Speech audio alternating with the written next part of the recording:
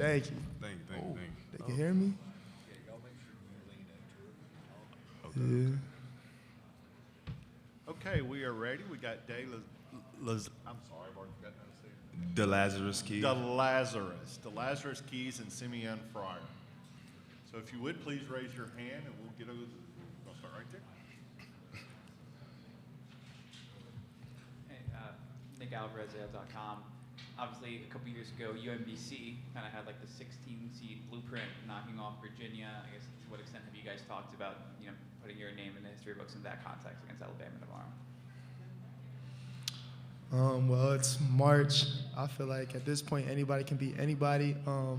We're not really coming here to lose, obviously, and we're actually coming here to shock the world, I would say.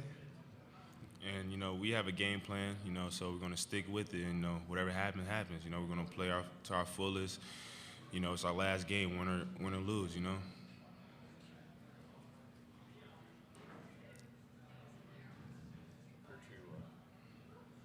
Mason Smith with Bama Central. Obviously, Brandon Miller, one of the best players in the country. Just what do you guys see from him on tape that's allowed him to be so successful?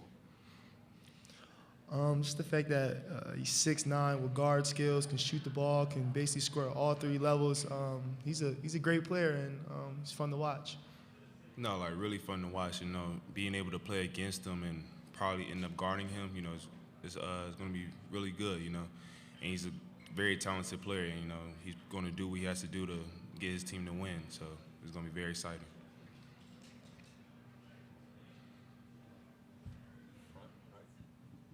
John Zeno, Associated Press. Either one of you or both of you. I mean, how much kind of loose are y'all knowing that really the pressure's on Alabama? I mean, does that take some pressure off y'all? Can y'all just make it easier to relax and just go out there and play? No, not really, because they're the number one in their seed, and they're number one for a reason. They're really good. I've been watching them throughout the year on TV and YouTube and stuff like that. So the pressure's really on us still, because we got to compete, and not, if we end up losing, we can't lose by a lot, because that's not our goal. We're here to win by 1 or 2, just whatever it takes. Obviously, a quote-unquote disadvantage of a first four game is being able to play while the other team's kind of rested up. Now that you guys have been to a first four game, do you think it's benefited you guys the fact you guys had some more rhythm and got a chance to play before meeting Alabama? I would say yes, just like you said, we can catch like a rhythm. I mean, it's March, so anything can happen in March, basically. Anybody can beat anybody, so I think it's good that we got our win, our feet on the floor, kind of, so yeah.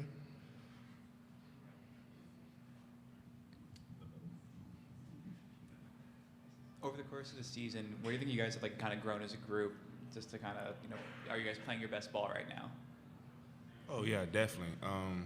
Ever since, forgot when it was, middle of the season when we lost 2 games back-to-back, Coach told us last year this is when we started our 6-game losing streak, and after that we had to pick it up. Next practice, we started practicing harder on fourth, and every game we played, our first mindset was to win, just win it all and go as far as we can go.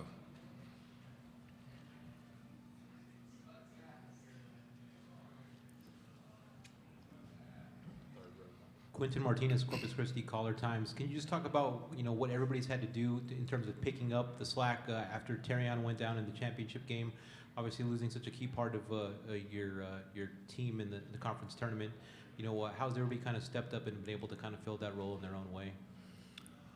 I feel like everybody stepped up good, and it kind of happened before Terrion, when Tyrese went down, Big Steve went down.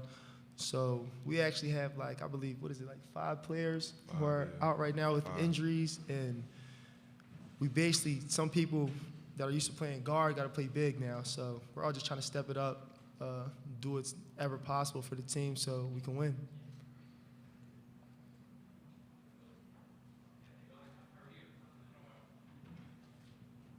Chris Thomason, KAAA TV in Corpus. Talk about the quick turnaround. Got into Dayton, or got in from Dayton about 1 o'clock in the morning.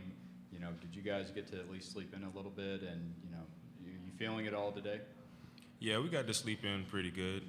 Woke up, ate breakfast, lunch, got some stretching in, of course, watched film, and, we got a lot of rest in. Yeah, got a lot of rest.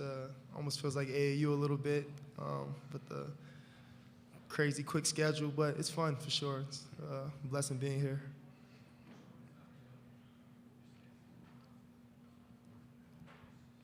You guys have been through a lot in your careers. Now third year, you're the oldest guys on the team. What does it mean to you to be part of Texas A&M Corpus Christi history? You guys had never won a tournament game before. You guys won 5 games in your first year at the school. What does it mean to be a part of the history that you guys have made so far this season? It's actually pretty crazy. When I first came here and I actually got injured first half of the season, so I wasn't playing. I was at home, and COVID had hit, so I wasn't allowed to travel.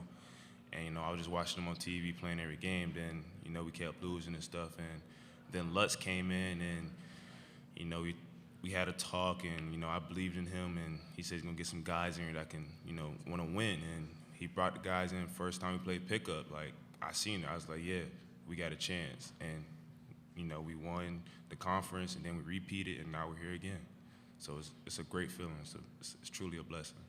Yeah, I would say the same thing. It's a great feeling to know that the first year here we only won 5 games, and then we basically get a whole new everything, coaching staff, players. There was only 3 players who returned, which was myself, Laz, and Miles Smith. And then after that, it was just, you couldn't really kind of get worse than that. So we had no real fear besides just playing your heart out every game. And then when Lutz came, he just changed the whole mindset to a winning mindset. So after that, first year we did okay. We didn't win conference, but we won the conference tournament, made the March Madness, lost first round. And then we knew, since we did it last year, we can do it again. It's possible. We had majority of the guys returned. So it was a good feeling to know that we're winners actually now, so it's a good feeling.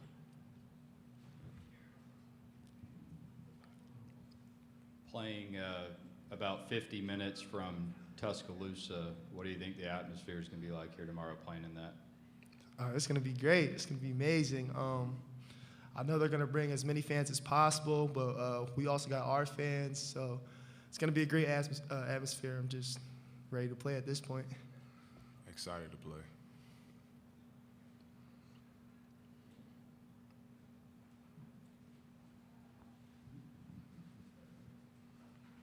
Just for an audience member who's not going to be maybe super familiar with you guys tomorrow, going to be turning on the games, kind of how would you describe kind of your team's brand of basketball and how you guys could potentially match up against a team like Alabama? I would say just being very aggressive on defense, trying to turn them over as much as possible, crashing on the boards, just doing all the dirty work as possible, and just locking in. Facts. Alabama, they're a lot more linkier than us, taller than us. They got more bigs than us right now.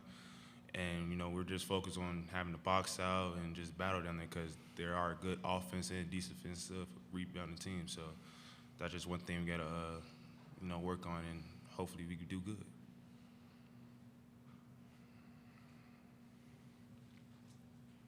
Any more questions? Okay, gentlemen, thank you and good luck. Thank you. Thank you.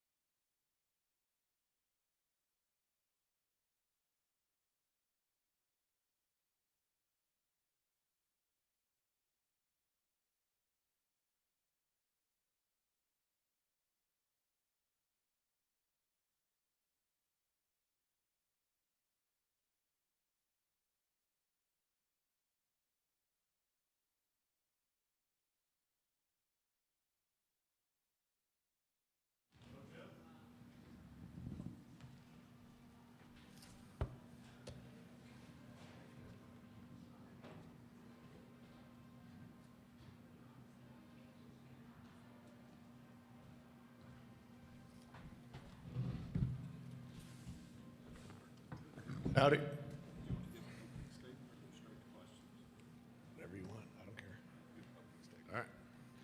All right, we're joined by Steve Lutz now. He's going to give us an opening statement, and then please raise your hand and we'll get a mic to you. Well, thanks for being here. Obviously, we're excited about the opportunity to continue our journey here in the NCAA tournament. Obviously, Alabama is the #1 overall seed and is a really, really good basketball team that's very well coached and has great players. So we know that we're kind of up against it a little bit, but that's why you do this. That's why we play this tournament.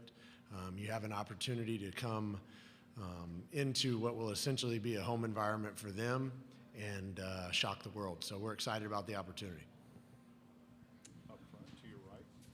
How tough is it getting here more late than other teams? And then, like you said, a home environment, it's kind of a double negative. What do you tell your guys with that? I tell them to be thankful to be here and don't bitch, because there's a lot of teams that are sitting at home wanting this opportunity. It is what it is, guys. That they deserve to have every opportunity afforded them. They're the #1 seed in the overall seed in the tournament, and we had to play the play-in game to get here. But man, I wouldn't trade this for anything. We have a chance to go play them, and hey, everybody in the country and most of the world will know who the heck we are if we beat them tomorrow. So this is what you dream about when you're a little kid. This is what you dream about when you're a coach, right? You have this opportunity, so you got to enjoy every moment. Life's too short not to do that.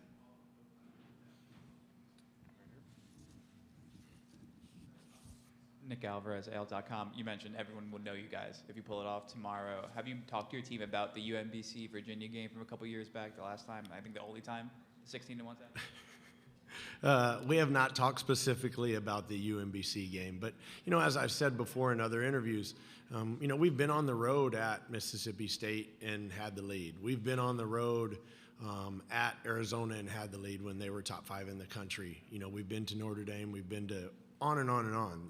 The difference is we're not going to get a guarantee check for this game, but if we win this game, it's more important than any guarantee check you're going to get. I promise you that. So, we talk about living in the present. We talk about enjoying the moment. We talk about doing your best every single day. And if you do your best and we beat Alabama, man, they'll never, ever forget it. And if they do their best and they lose to Alabama, they'll never forget it because they did their best. And that's what matters.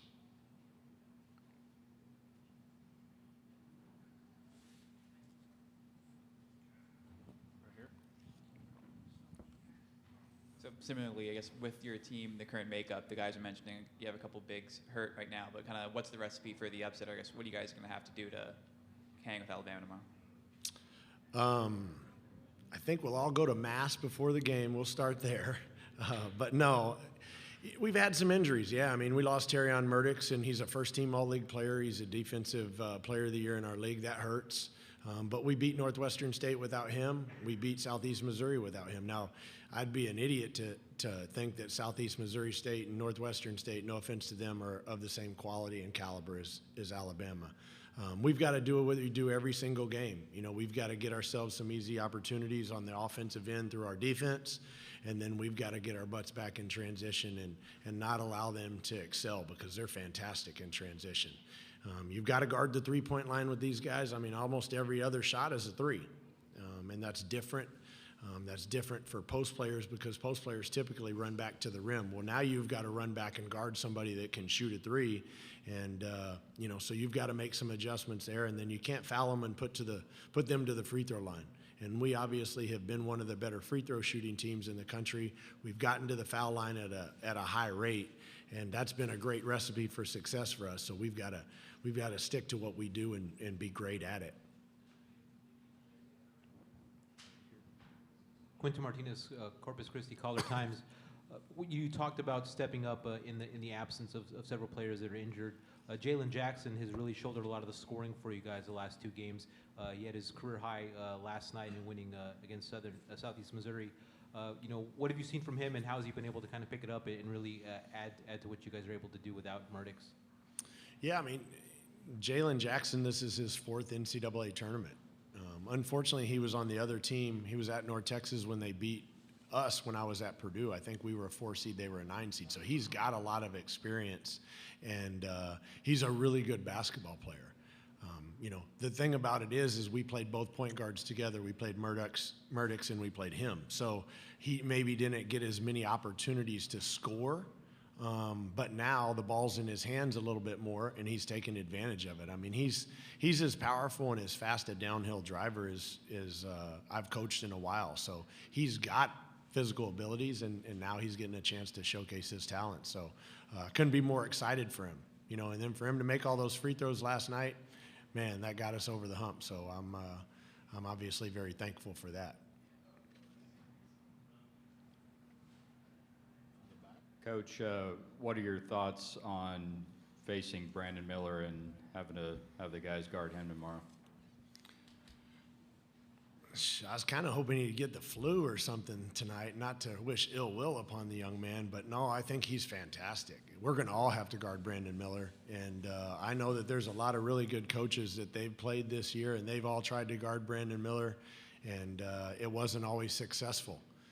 So we, again, kind of like I said a minute ago, we've got to do our best, but you can't put one person on Brandon Miller and expect to hold him below his average. I mean, it's going to have to be a team effort. And we're always going to have to know where he's at and, you know, give the guy his credit. You know, he's got a chance to have a lengthy NBA career.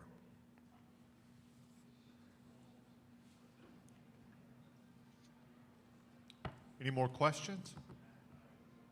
Okay, Coach, thanks and good luck. All right, thank you.